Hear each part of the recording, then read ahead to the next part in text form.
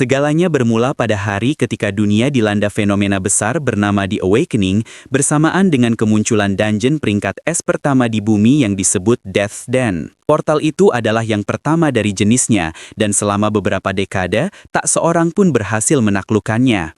Namun, hari itu, seorang pemuda bernama Su Ming memutuskan untuk menantang dungeon tersebut seorang diri. Ia bertarung melawan makhluk-makhluk mengerikan dan akhirnya berhasil menumbangkan bos dungeon yang tak terkalahkan itu. Akan tetapi, sesaat setelah keluar dari portal, beberapa orang muncul dan mengepungnya. Mereka menuntut agar Su Ming menyerahkan divine artifact yang baru saja ia dapatkan.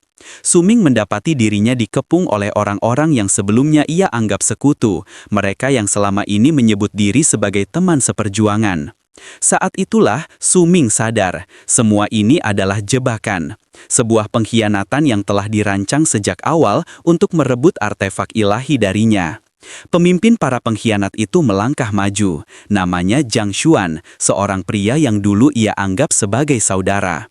Dengan tangan kanan, Jungwan memanggil senjatanya, sebuah pedang raksasa yang memancarkan kilatan petir dan energi destruktif. Serahkan artefaknya Su Ming, katanya dingin.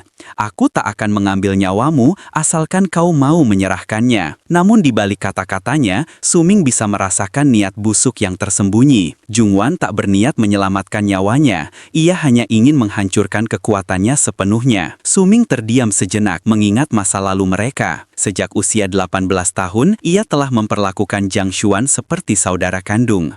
Mereka melewati kehidupan dan kematian bersama, tapi kini barulah ia melihat seberapa beracunnya hati orang itu sebenarnya. Jadi, semua yang kalian inginkan hanyalah divine artifact ini, seru Su Ming dengan amarah membara. Baiklah, datanglah, mari kita lihat siapa di antara kalian yang cukup pantas menyentuh divine ring ini. Energi dahsyat menyembur dari tubuhnya, mengguncang bumi dan membuat para musuh gemetar ketakutan. Namun, Jiang Xuan tetap berdiri tegak. Tenang, rencana ini tinggal satu langkah lagi sebelum sempurna, katanya dengan senyum licik. Tepat pada saat itu, sosok seorang wanita muncul di langit, suara lantangnya memanggil nama Su Ming. Ia menatap ke atas, terkejut. "Xiaoman, kenapa kau di sini?" Gadis itu menuruni udara dengan wajah cemas dan langsung memeluknya. "Aku mendengar kabar tentang jebakan ini," katanya lirih. "Aku khawatir padamu, jadi aku datang." Su Ming tersenyum samar. "Tidak apa-apa, aku punya divine ring ini, tak ada seorang pun yang bisa menyentuhku." Namun, dalam hatinya muncul keraguan. Ia mulai berpikir, bagaimana para pengkhianat ini tahu lokasi dungeon dan waktu kemunculannya.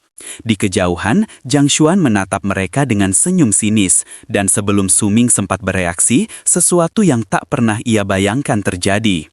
Su Ming merasakan tusukan panas di dadanya.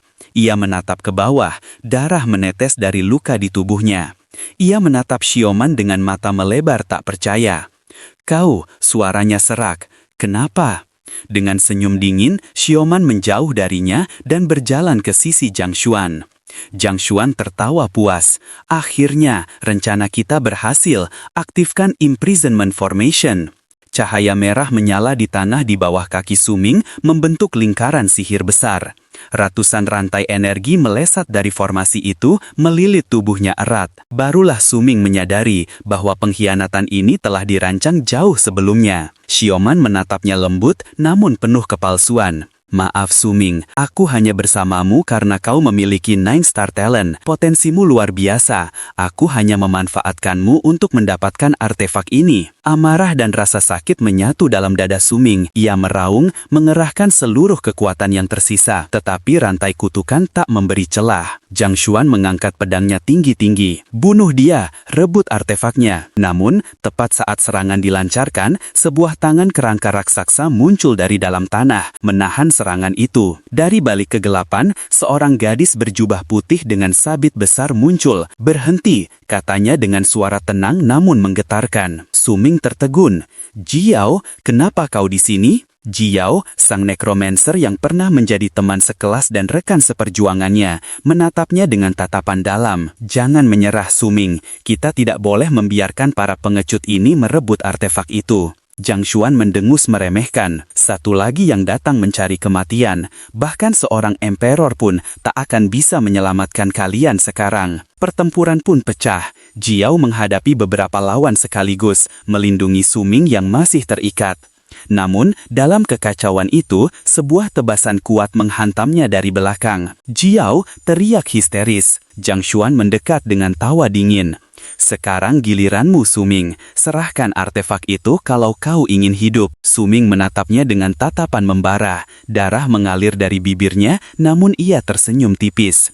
Kau pikir aku akan menyerahkan ini padamu, bajingan? Ia mengerahkan seluruh energinya. Cahaya ilahi menyelimuti tubuhnya. Divine Technique, Soul Burst. Ledakan energi raksasa meledak, menghancurkan imprisonment formation dan menelan musuh-musuh di sekitarnya. Para pengkhianat berteriak panik.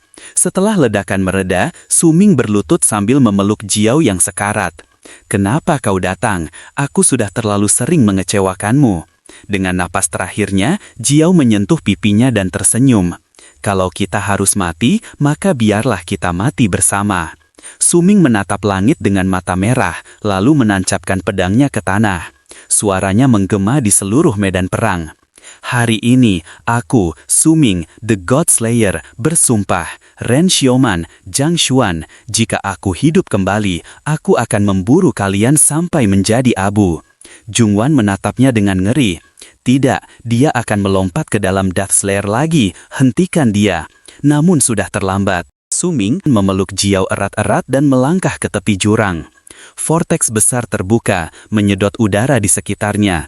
Cahaya keemasan menyala terang dari Divine Ring di tangannya. Saat Su Ming membuka mata, ia mendapati dirinya berdiri di tempat yang sangat familiar.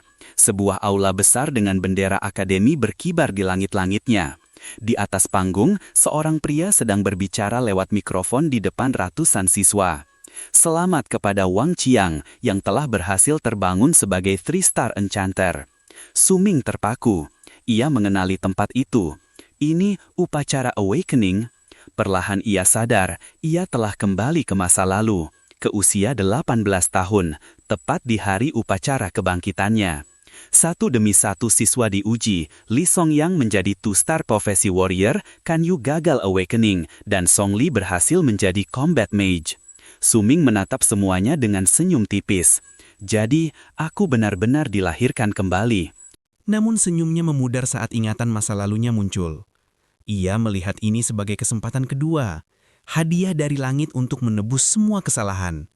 Di tengah keramaian, seseorang berseru kaget. Lihat, ada profesi tempur langka. Sorak-sorai pecah saat Zhang Tang, putra keluarga bangsawan Zhang, terbangun sebagai Magic Hammer Warrior dengan 8 bintang bawaan. Sorak-sorai menggema di haula. Su Ming menatap Zhang Tang dengan ekspresi serius. Ia tahu betul siapa pria itu di kehidupan sebelumnya. Lalu, seseorang menepuk pundaknya. Saat ia menoleh, sosok yang tak asing lagi tersenyum padanya. Akhirnya ketemu juga, aku mencarimu kemana-mana. Mengapa terlihat terkejut? Apa ada sesuatu di wajahku? Kata Jiao. Su Ming menatapnya. Sejenak terdiam. Tidak, aku hanya ingin mengucapkan selamat lebih dulu, Jiao. Katanya lembut. Jiao mengerutkan kening bingung. Selamat untuk apa? Su Ming hanya tersenyum samar. Ia menatap wajahnya yang masih polos. Wajah yang dulu ia lihat untuk terakhir kalinya di tengah darah dan api. Tak apa, nanti kau akan mengerti. Ketika nama Jiao dipanggil ke atas panggung untuk proses awakening, Su Ming menatapnya dalam diam. Senyum penuh tekad terkukir di wajahnya. Kali ini, batinnya, aku tidak akan membiarkan siapapun menyentuh mereka yang berharga bagiku lagi. Pemandu upacara mempersilahkan Jiao untuk meletakkan tangannya di atas awakening totem. Gadis itu menatapnya sesaat, lalu perlahan mengulurkan tangan dan menyentuh energi biru yang berpendar terang. Dalam sekejap, cahaya biru menyelimuti seluruh tubuhnya, membuatnya terkejut. Aura luar biasa meluap dari tubuhnya, dan kerumunan mulai bergemuruh, menyadari bahwa profesi langka lainnya baru saja muncul. Beberapa saat kemudian, diumumkan bahwa Jiao telah awaken sebagai necromancer, sebuah profesi rahasia Seven Star. Para siswa bersorak riuh karena tidak menyangka dua profesi rahasia muncul secara berurutan. Di antara kerumunan itu, Suming hanya tersenyum karena semua terjadi persis seperti yang ia duga. Kini, tibalah gilirannya. Ketika namanya dipanggil, banyak yang meragukannya. Bagi sebagian besar siswa, Suming hanyalah yatim piatu tanpa bakat, seseorang yang mustahil menorehkan sejarah. Dunia tempat mereka tinggal dikenal sebagai Negeri Dragon, wilayah yang kini didominasi oleh para Awakened. Sejak fenomena kebangkitan muncul beberapa dekade silam, setiap manusia yang berusia 18 tahun memiliki kesempatan untuk membangkitkan profesinya, mengubah nasibnya dengan kekuatan dan perlengkapan yang diberikan oleh dunia. Namun, bersamaan dengan itu, mereka juga harus menghadapi monster buas, ruang bawah tanah mematikan, serta berbagai ujian yang tak terhitung jumlahnya. Dalam kehidupan sebelumnya, Suming hanyalah seorang yatim piatu yang bertahan hidup berkat beasiswa dan bantuan sosial. Namun, di hari kebangkitannya dulu, ia dianugerahi 9 Star Attribute dan memperoleh profesi legendaris, God of Slaughter. Dengan kekuatan itu, ia pernah mengguncang dunia. Kini, di kehidupan keduanya, ia bertekad untuk menunjukkan kekuatannya sekali lagi. Ketika ia berdiri di depan totem, sang pemandu mulai merasakan fluktuasi energi yang kuat. Ia bertanya-tanya, apakah ini pertanda seorang jenius 9 Star akan lahir lagi? Para siswa menatap dengan penuh antusias, berharap melihat keajaiban. Namun, tiba-tiba, dada Suming memancarkan cahaya samar. Ia terkejut ketika melihat Ring of Defiance, Divine Artifact yang ia miliki di kehidupan sebelumnya, masih bersamanya. Tepat setelah itu, sebuah layar sistem muncul di hadapannya, mengumumkan bahwa ia telah bound dengan profesi baru tingkat mitos, Sword God. Suming terperangah, ia tidak percaya bahwa dirinya benar-benar awaken sebagai Sword God. Seketika langit berubah warna menjadi ungu kemerahan, diselimuti energi yang mengguncang seluruh area upacara. Para guru hanya bisa ternganga, mencoba memahami fenomena luar biasa itu. Salah satu dari mereka bergumam bahwa akan sangat disayangkan jika energi sebesar itu ternyata hanya berasal dari profesi non-combat. Di sisi lain Zhang Tang, pewaris keluarga Zhang, memperhatikan Suming dengan tatapan curiga. Suming menatap layar sistem itu lagi dan menyadari bahwa sistem yang ia miliki kini berbeda dari sebelumnya. Layar menampilkan namanya dan mengkonfirmasi profesinya sebagai Sword God. Di bawahnya tertera Golden Talent, Sublimation of All Things. Ia terdiam sejenak, talenta ini bahkan melampaui 9 Star Talent miliknya di kehidupan lalu. Dengan senyum tipis, ia berpikir bahwa jika semua ini nyata, maka kekuatannya akan jauh melampaui dirinya yang dulu sebagai God of Slaughter. Namun, saat layar skill terbuka, ia terkejut mendapati bahwa tidak ada satupun kemampuan yang aktif. Ia geram dan berteriak dalam hati, bagaimana bisa ia tidak memiliki satu skill pun. Sementara itu, pemandu upacara mulai kehilangan kesabaran, bertanya apakah Suming sudah selesai karena ia terlalu lama berdiri di sana. Saat frustrasi memuncak, sistem tiba-tiba menampilkan pesan bahwa sedang menerima feedback dan melakukan identifikasi pada cincin. Ring of Defiance muncul di tangan Suming, bersinar semakin terang. Setelah identifikasi selesai, layar sistem kembali bergetar hebat dan sebuah pilar cahaya keemasan menembus langit. Seluruh arena diterangi oleh kilatan emas itu. Pemandu terkejut, menyadari bahwa simbol berbentuk bintang muncul di langit dengan angka 10 di tengahnya. Semua orang terdiam. Lalu, terdengar pengumuman, Suming telah awaken sebagai 10 Star Sword Controller, sebuah profesi rahasia tingkat 10. Kerumunan langsung meledak dalam kegemparan. Para siswa tak percaya bahwa seseorang bisa melampaui batas 9 Star. Bahkan Zhang Tang yang sebelumnya sombong, kini hanya bisa terdiam. Sang pemandu memuji tahun ini sebagai generasi terbaik sejarah akademi. Meski profesi Suming bukan yang paling unggul secara teori, bakat 10 bintangnya menjadikannya sosok dengan potensi tanpa batas. Kepala sekolah bahkan memutuskan untuk memberikan hadiah khusus berupa satu set barang kultivasi. Namun, sebagian siswa mulai menertawakan profesinya. Mereka menganggap Sword Controller sebagai kelas pedang terlemah di antara semuanya. Suming mendengar semua ejekan itu, namun hanya tersenyum tersenyum tenang. Bagi mereka, kelasnya memang sampah, dan itulah yang ia inginkan. Jiao kemudian berlari menghampirinya dengan wajah penuh semangat.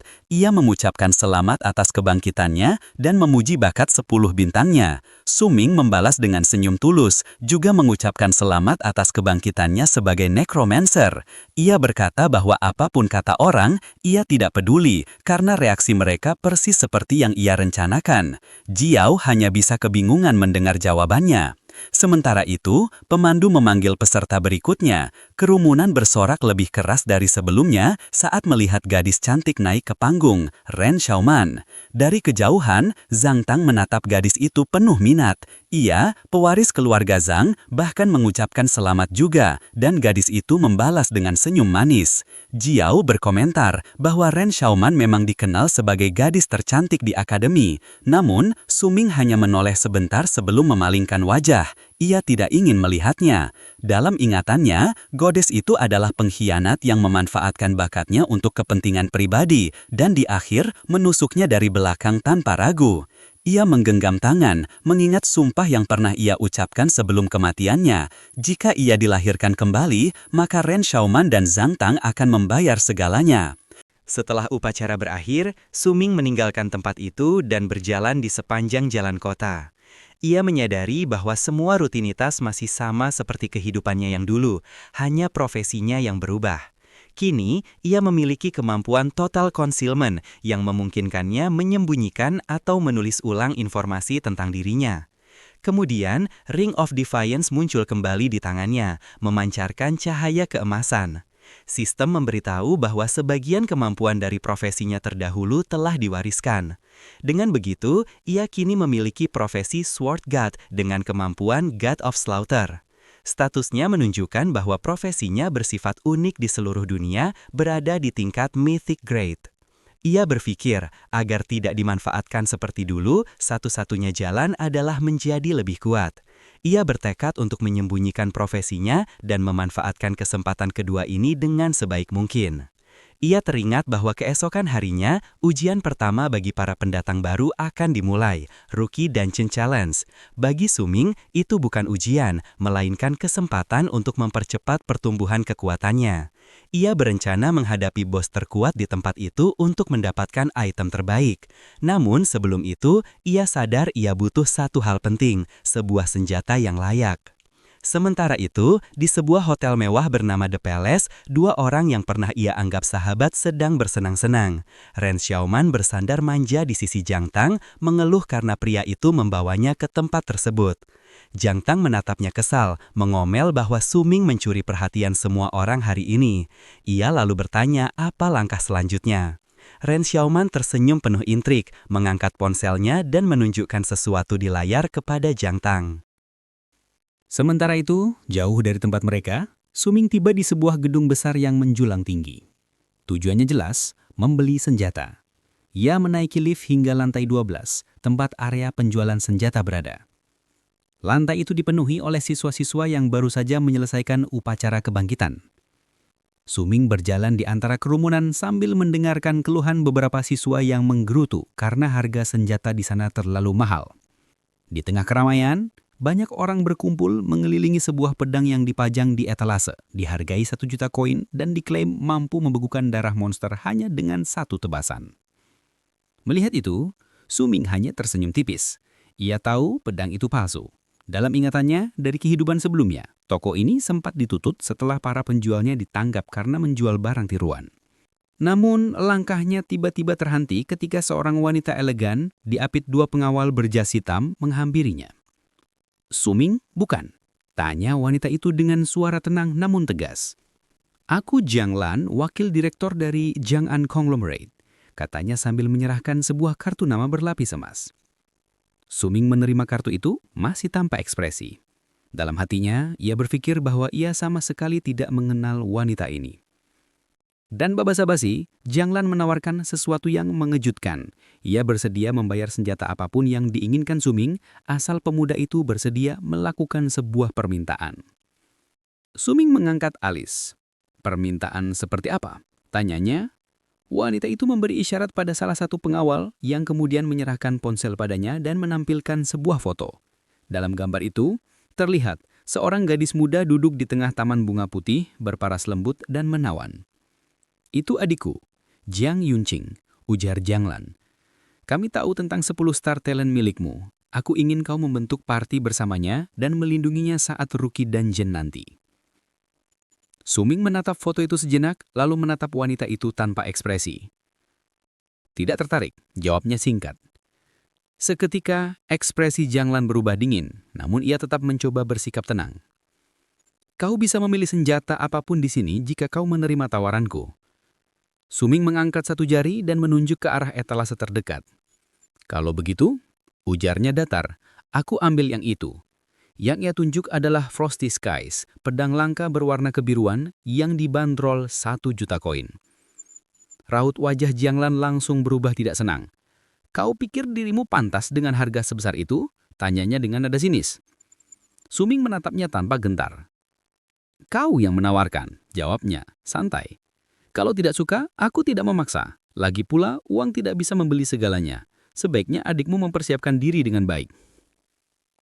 Jianglan tersenyum tipis, meski matanya memancarkan amarah yang disembunyikan.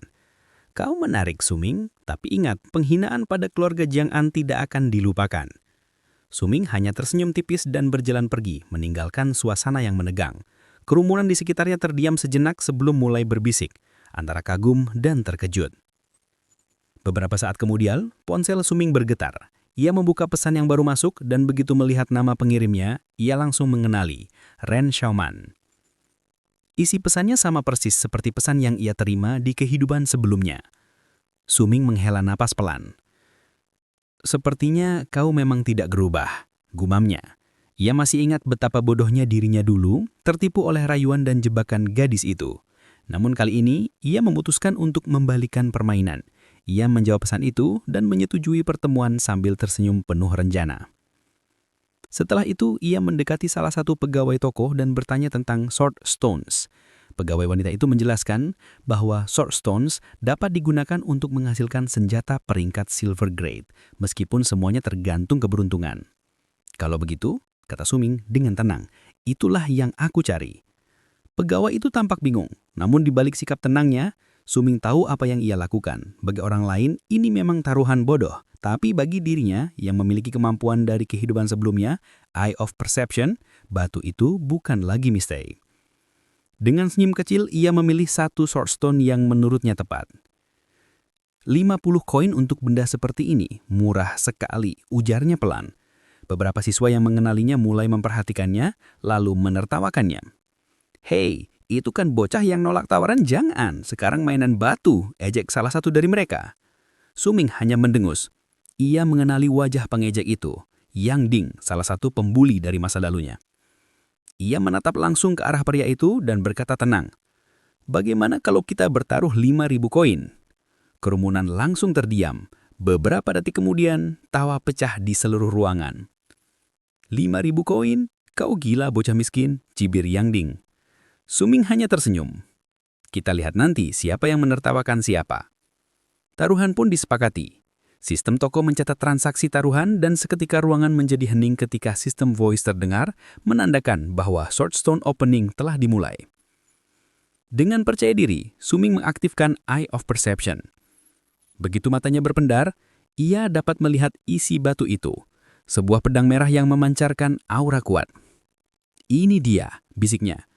Ia menghantam batu itu ke meja dan swordstone retak terbuka menampilkan Dark Iron Sword yang memancarkan cahaya merah gelap. Kerumunan ternganga, tidak ada yang bisa mempercayai apa yang mereka lihat. Suming menggenggam pedang itu perlahan, merasakan energi hidup yang berdenyut dari bilahnya. Layar sistem di dinding menampilkan informasi senjata itu, Dark Iron Sword, senjata langka yang memiliki kemampuan self-healing bagi penggunanya. Senyum puas tersumbuk di wajah Suming. Sempurna, gumamnya, pedang ini cocok untukku.